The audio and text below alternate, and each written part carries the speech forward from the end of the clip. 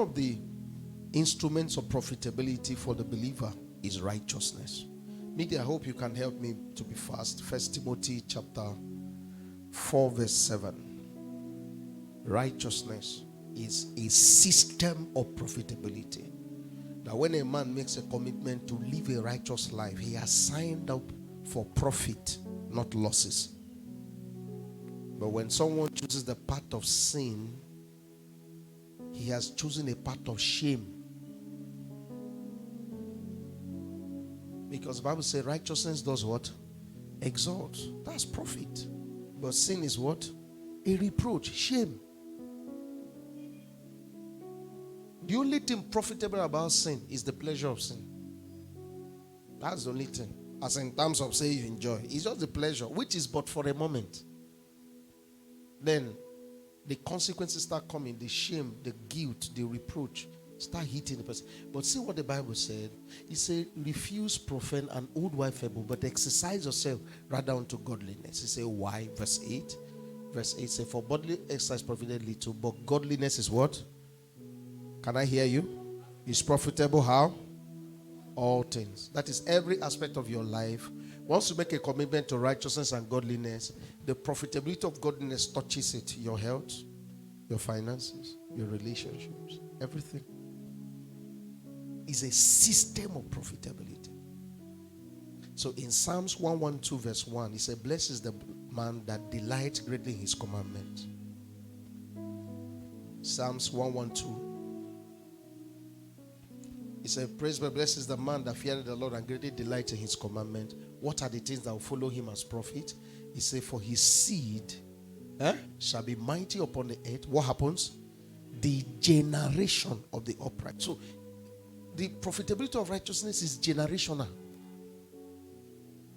He said, a man serve the Lord, it shall be counted for 1,000 generations. Righteousness is profitable. Malachi chapter 3 verse 16. Righteousness is profitable. I'm showing you kingdom systems of profitability. We're going to just take one. So I'm stirring your heart so that you find them and start in your personal study. That this is my life. Are you getting what I'm saying?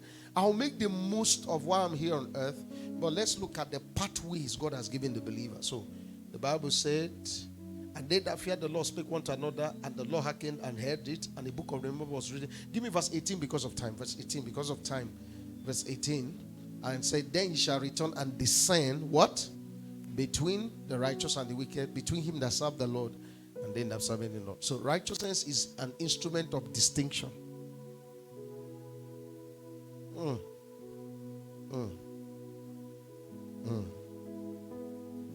Job 22:2.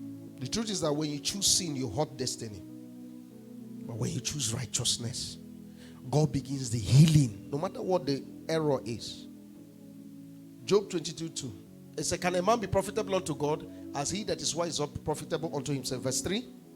Verse 3. Is there any pleasure to the Almighty that thou art righteous?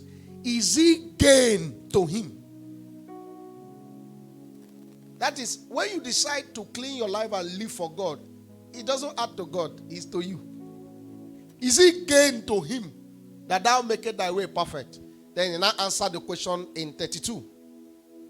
35 and verse 3.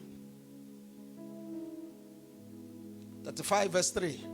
And thou said, what advantage will it be unto me? And what profit shall I have if I be cleansed from sin? Verse 4. Verse 4. I will answer thee, and thy companions with thee. Go to verse 8. Verse 8. Verse 8. He said, thy wickedness may hurt a man, what? As thou art, and thy righteousness, what? Does what? Profited, the Son of Man. So when a man chooses righteousness, he has signed up for a life of Igbo. Let me speak it in Igbo. You have signed up for a life of profiting. So, and the Bible began to say, sometimes you have a way that Satan seduces and makes you think that living holy is just for God. And the Bible answered it. It does not add. It's not gain to the Almighty. That is, if you are holy, it doesn't affect him. If you're unholy, it doesn't affect him. Your unholiness affects you. Your holiness affects you. So Paul, this man began to write by revelation. He said that a man's wickedness affects him the same way a man's righteousness affects him. So you now know why the Bible says that seek ye the journey of perfection.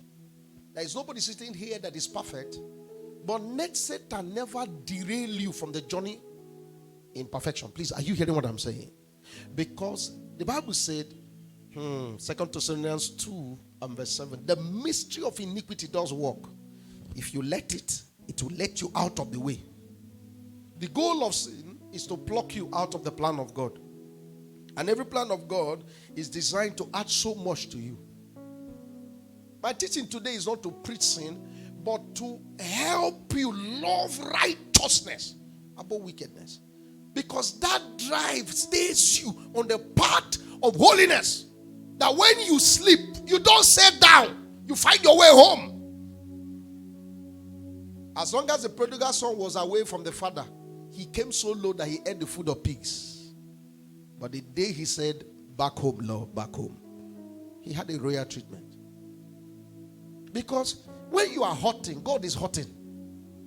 So if sin is hurting you, he is not smiling. Let him leave. No, God is not petty. Aye. He's loving. All he wants from you is to acknowledge the error and seek righteousness. That when you sleep, you find your way home, find your way back. Seek him because it is profitable to you. And the profit goes beyond personal to generational.